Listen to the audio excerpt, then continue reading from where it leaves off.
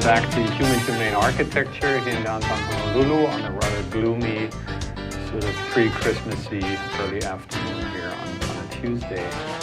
I want to share a project today at the end of the show, and whenever I'm going to make my case with that project, I hear this will not work here because in Honolulu things work differently. So it's a housing project. It's about inhabitation of space, and a lot of the new developments that are going up, I think they're lacking a lot. They're lacking affordability, they're lacking sustainability, and they're lacking, probably first and foremost these days, humility. And today we have an expert here who's also my neighbor, because we both live in a building that we truly believe by experience that our building is doing that. Now, building is, as the audience can see, the Waikiki Grand. And our guest today is my dear neighbor, Thomas Miller. Welcome, Tom. Thank you. Thank you for having me. I appreciate you coming and chit-chatting a little bit why we think our building is such a good raw model. And so maybe we can get the first picture. And Tom, I have to say, brief introduction. We're colleagues not only as far as neighbors, but we're also both educators. Mm-hmm. And we also both come from craft. You have a background in boat making and ship making and woodworking. Yes. Which I appreciate a lot. And so this is basically a picture here from, we were walking over here, we were guessing, and we don't have to be correct because we're not the historians, so this must be somewhere in the mid-60s somewhere, right? Right. So this picture I found online during some research I was doing for the building, quite by accident. And I noticed that the Grand is one of the buildings in Waikiki in the mid-1960s, and it just shows how different things have changed from then. We see the Ilikais under construction, so that way we could, when DeSoto Prawn comes back on we're actually going to do a show, and 2 shows ahead we're going to do on the Kaiser Dome, which you can see at the front left, so to speak. Why don't we go to the next picture, which is a picture I found online. And you said, because you're also on the board, you said we should try to acquire that because it seems rather rare. And it basically shows the ambition of the building. It shows the aspiration of the building, the way the building was intended to be, and not quite built the way, at the end there are certain changes, which you told me there were actually a lot of changes from the initial design. But this one here, and I, unfortunately, due to format, I cut off the very sort of eloquent text there that was in a very nice sort of 60s language talking about Asian culture. So you told me it was a Japanese developer, right? Yes, the story that I've heard is that it was a Japanese developer or group of developers who put together the entire deal. Mm-hmm. To build the building. The building sits on 2 separate lots, and they went ahead and they were able to get the 2 owners together to lease on a long-term lease basis, lease it to the developers, and they built a hotel. Some of the scuttlebutt around this was that it was Japanese organized crime money that was used on it. We do know that it was meant to offer accommodations to traveling Asians. It had an Ofuro tub and a massage parlor on the 10th floor, along with the penthouses there. And Jay, who just walked out here, shared that he has some interesting memories of the building himself, as many people have. This is a building that's very alive, had a lot of ups and downs, had a lot of cycles. And the next picture, it's actually how our building looks today, and it also shows in the picture to the right, our neighbor is by the same architect, and you maybe want to talk about him a little bit. Or Ernest Tara was the architect who designed our building, and we have a set of the first plans for the building, and there were changes that were made. I think an important point, and I don't know if we can go back to the first picture, the Waikiki Pioneer picture.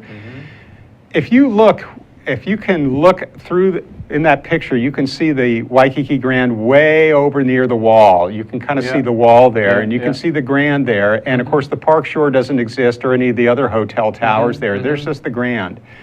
The important point is that it was the EVA side of the building that was the preferred side of the building when the building was laid out and designed.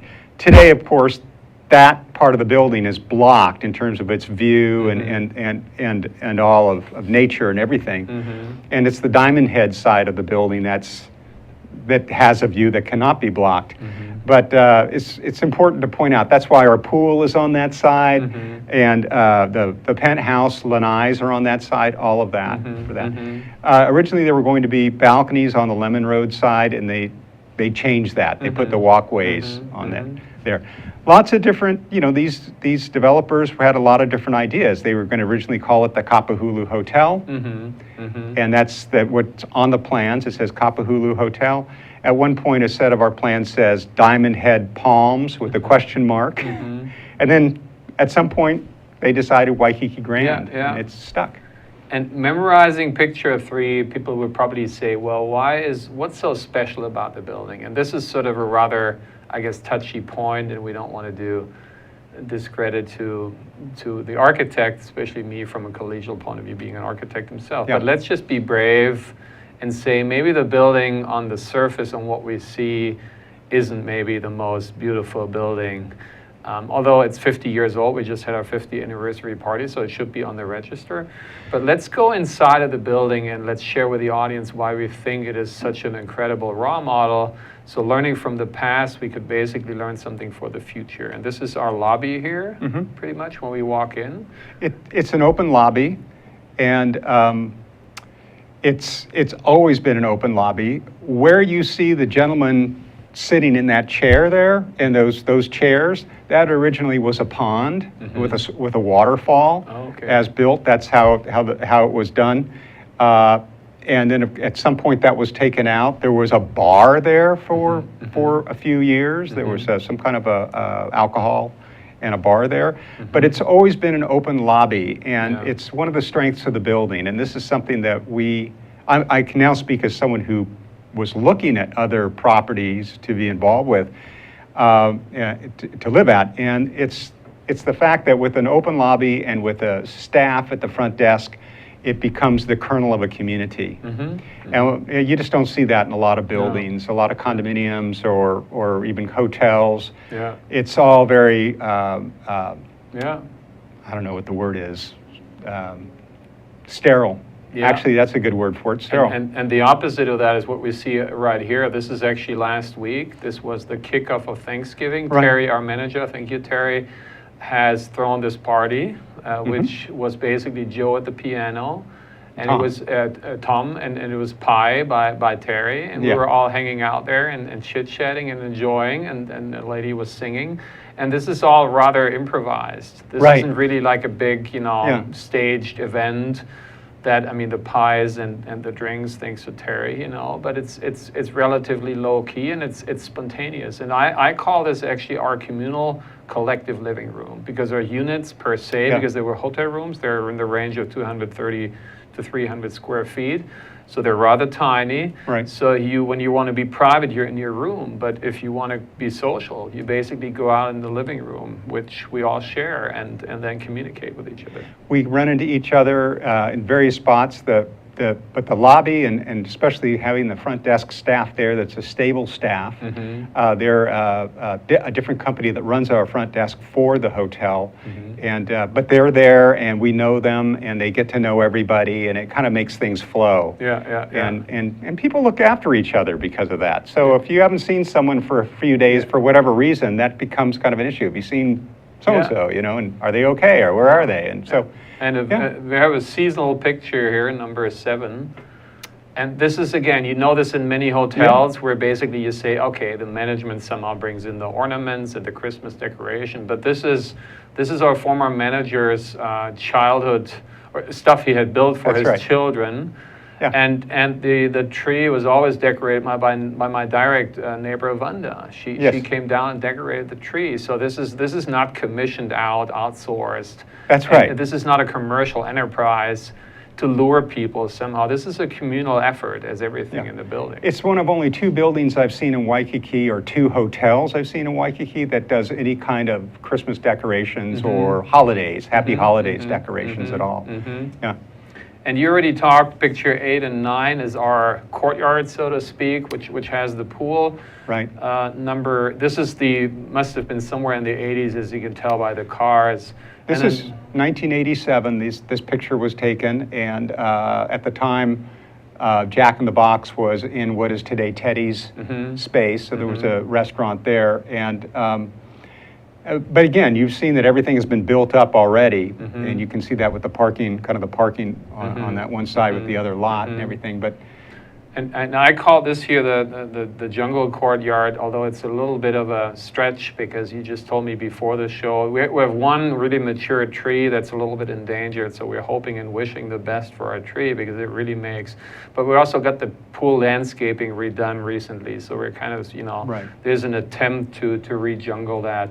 Maybe we jump to picture 10 because this is important. You already talked a bit about the retail. We call this mixed use basically in architecture, which the whole Kaka'ako thing is basically branding and saying our ground floors are going to be retail and then the top floors are residential. So this makes for a good community. It's a little bit of a stretch sometimes because it depends what kind of tenants go in there, right? Here it's way back. It had an interesting, that seems to go trace back to the original initiation, the Japanese well, we found these developing. Right, we found these pictures quite by accident. This is again 1987. These pictures here. You can see the red carpet was also the red carpet in the lobby. But you make a good point. In terms of mixed use, it was originally as a hotel. The restaurant is on the second floor for the residents to come down and dine. On the first floor, the idea was what is today Teddy's was supposed to be just a coffee shop, a morning coffee shop before folks went out and enjoyed Waikiki and enjoyed the rest of the island. So there are challenges around that, and one of them was that when the building was condoized, they allowed a separate entrance for what would become Jack in the Box and is today Teddy's. The other two ground floor retail establishments, well, not ground floor, but the other ground floor and the second floor Hula's bar, they don't have that. So you have to go into the hotel to get into Hula's or to get into that space, which is today a nail salon. That's very interesting. We're getting close to taking a little break, and after the break, we want to talk about why our building is so inclusive in a little bit more detail. So see you back for that in a second. Hi, I'm Donna Blanchard. I'm the host of Center Stage, which is on Wednesdays at 2 o'clock here on ThinkTech. On Center Stage, I talk with artists about not only what they do and how they do it, but the meat of the conversation for me is why they do it, why we go through this. A lot of us are not making our livings doing this, and a lot of us would do this with our last dying breath if we had that choice. And that's what I love to talk to people about. I hope you enjoy watching it, and I hope you get inspired because there's an artist inside you too. Join us on Center Stage at 2 o'clock on Wednesdays. Bye. Aloha, I am Reg Baker, and I am the host of Business in Hawaii with Reg Baker. We broadcast live every Thursday from 2 to 2:30 in the ThinkTech studios in downtown Honolulu. We highlight successful stories about businesses and individuals and learn their secrets to success. I hope you can join us on our next show on Thursday at 2 o'clock. Until then, aloha. So back to humane architecture with Tom Miller about the Grand Waikiki Grand. And the next picture, number 11, I want to use, it's obviously a bird sitting on my guardrail on my lanai with this sort of, this is a postcard view that you already said, this location, location, location. But we're not going to talk about location. We're actually not going to talk about surface. We're going to talk about substance. And we have birds. Actually, my neighbor Vanda has big birds in their place. We get people with dogs. We have cats. Yes. We have little people. We have old people. We have people of all colors. We almost have the entire European Union in the building. We have people from Turkey. We have people from Poland. We have people from Croatia. We have people from Russia. People from all over the world. You mentioned hula, so obviously this brings a high amount of a gay community in there. The people like me who are not gay, we got them all. And this is really a raw model for tolerance, Yes. We know each other, we get to know each other. Yeah. We might have certain perceptions, but they basically dissolve once we get to know each other and like each other as neighbors, as community members, right? We have the residents there, which are a smaller percentage, and then we have the folks that are coming either for vacation rentals or they're renting. And then we have the snowbirds who are arriving right about now. They're coming in from Canada, Alaska, the United States, and elsewhere. And I'm thinking of one coming in from Milan, Italy. She'll be coming in very soon. And so, yeah, And sometimes if we go to 12 and 13 quickly, because you're very familiar with that space here. the sundeck, and the sundeck is on the 10th floor. And I think what is so interesting about the sundeck is that folks can come to the Grand and they can, in through the lobby, up the elevator, they can go out and enjoy the sundeck. It's just a wonderful amenity that everyone all the public can enjoy. And that is certainly true for the entire building. We should point this out because in any new building, you got the security gate, you got the key access, and you can only get in there if you're qualified or allowed. And in our building, everyone can walk everywhere. Of course, we have surveillance cameras everywhere. So this reminds me of the American neighborhood sign, Neighborhood Watch. So there's Neighborhood Watch in place. Yes. And it's supported by the staff. But it's, once again, it's not a system of being anxiety and being afraid and being paranoid. It's basically saying, principally we're all fine and we watch out for each other. Is that correct to say? Yes, that's it. In fact, that's it. You've nailed it. Pretty much folks have the run of the common elements of the building, and I don't see very many problems, really. No, so it's pretty safe. And 14 shows us the sundeck when we all get together. This is the 50th anniversary, which we had. Sunset couldn't be more beautiful. And also impromptu parties. Folks meet other folks that are coming from different places. They can get together, do a little, dinner up there on the sundeck, and it happens almost every day. Yeah, someone's doing that. And to see it all the work, we're going to bring a plan here, number 15. So this is the floor plan, and for orientation, north is up. This is how I tell my students all the time, make the plan that north is up. And I took this from a realtor's brochure, so never mind the 30% buyer's commission rebate there. But everything else, I had you pre-check that. But it just shows there's a double-loaded corridor facing Diamond Head. It's a single-loaded corridor. And while talking about this and analyzing, I was finding out that the way this building is basically orientating itself, positioning, would probably get it like LEED gold or platinum status, because the south lanais, and the realtor cleverly didn't put actually in the facade line where the sliding doors or the jalousies would be, which is actually where these little squares or rectangles are. There's some column line. So they included the lanai, which the lanai should be sort of a seamless addition to the living room. And so the north side necessarily automatically never has sun. The east facade is actually northeast, and the sun isn't that harsh. And the west side is our open corridor that's pretty much closed. So the building is actually per se doing everything right. And we were talking in the early 60s, it was probably more than intentionally, it was intuitionally, because that was when air conditioning wasn't that prominent at that time, right? Yes. So it's a very innovative, it's an old building with a very innovative, very pioneering approach regarding environmentalism. And if we jump to, this is sort of an exclusive view of my little unit here. And so it also shows, this is a sort of the worst condition in the winter now. I took this yesterday, when the sun is low and eats sort of 3 feet. But so this is a condition where it's early morning or late afternoon, and also the summer condition. The lanai above us, if this is the original condition where the lanai facade is pushed back. And also this is a picture that's a little risky as far as the neighborhood association, the building. No. I'm glad you say no, because I'm, talking all the aspects of sustainability.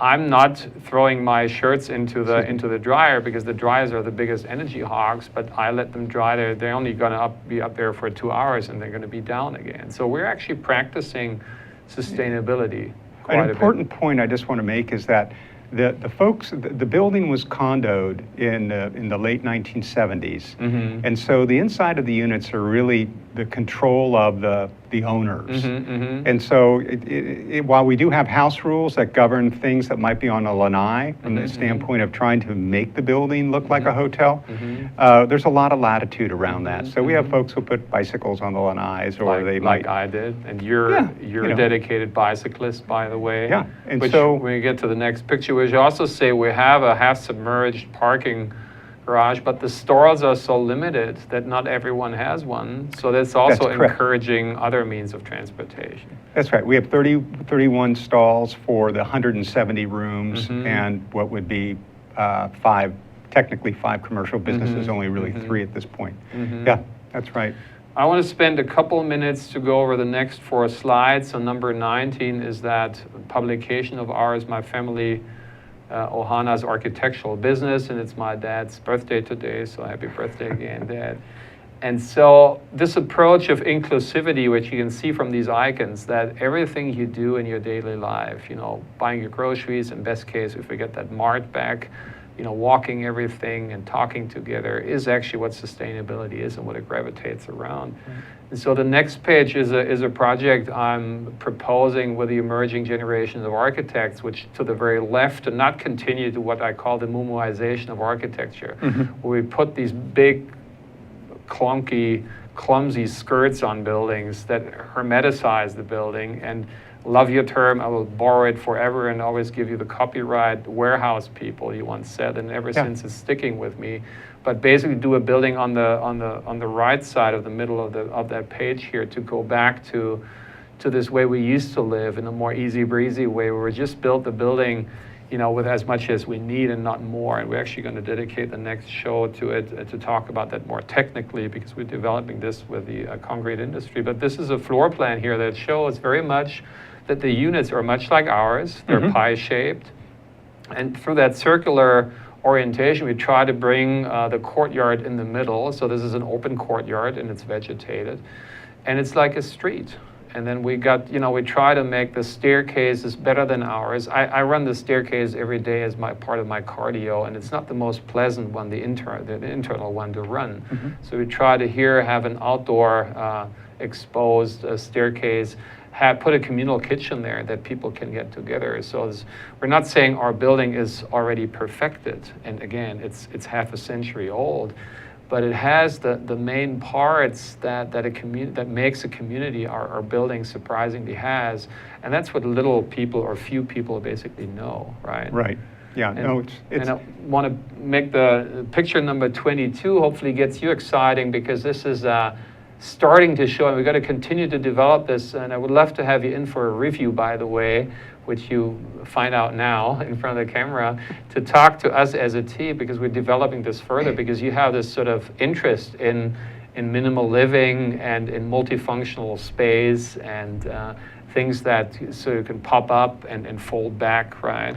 Yes, I think that I've been inspired with some of the architectural work I've seen that's come out of Europe and also out of New York, where they're dealing with these small spaces that are so valuable.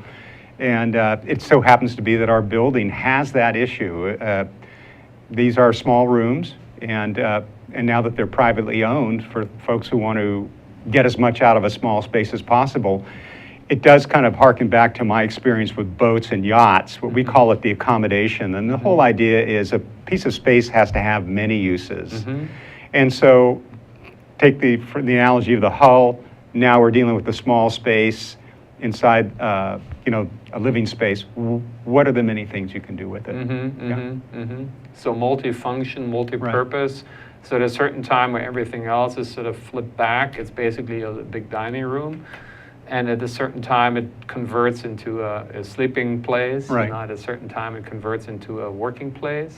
Right. So, and this is, again, is the trend. It was on USA Today a few years ago. The headline was, "Small is the new big." So America has gotten bigger, bigger, bigger. Everything in America, including, people and buildings and cars. And now we're seems to there's a trend to go the opposite direction. So there's a reappreciation for the small and being space efficient. And that time, I also want to actually thank my landlord, because my landlord is an example for also making sure, you know, people like I and other people can afford to live in the building. I'm actually a renter, and that's what we need in Honolulu, is a robust rental market, that people don't get sucked into the, and you know, buying in the building is the maintenance fee in all the buildings. Ours are relatively okay. I don't know if we want to talk about numbers, but still, you know, I mean, you got to pick up a mortgage and then you got to pay. So our place is actually, I know that there are several owners in there who are not renting out to make a massive profit. Yes, they're correct. renting out to make it work, to have something for their retirement asset, but also allow normal people to live in there. And that's something else that we really sort of need in the city. And some of the new, you know, more affordable housing developments sort of brand that as the new thing, but it's not. We have it in our building, you know, in a very low key and very normal, casual way. It seems to have evolved on its own, and that's the situation now. So we have a small group of permanent residents there. We have then we have the folks that are owners, but they're in it for the vacation rental market. So that's kind of a growing market. Yeah. We have many units that are in the hotel rental pool. So the front desk operation rents those units out for guests, and it's all working pretty well. Yeah. And as we're getting close to the end of the show here, we want to the last two pictures is, yes, we are indeed famous. And our building shows up, you know, I just heard in Hawaii 5.0, which they're like filming in our front yard at Kapiani Park every now and then. So our building appears anyways. But in these two last pictures here, there's this, the last picture, 24, is this new tour guide series by a publisher that's called Gestalten, and these are the monocle tour guide series here. And you can see we're up there with Sydney, Vienna, Singapore, Paris, Rio de Janeiro, Miami, and there are a couple of more. And we're in there because of the iconic signage of our building, you know. So Very good. And we're sitting in front of it. So again, I want to thank you for having been here, and also thank everyone else in our building who actually make the building as great, as grand as it is. And we're proud here to just sort of be exemplary demonstrating that. So we're just like, you know, placeholders for the community that makes our building. It's a great building, and it's got a nice little community, and like I said, everyone knows everyone. Yeah. Awesome.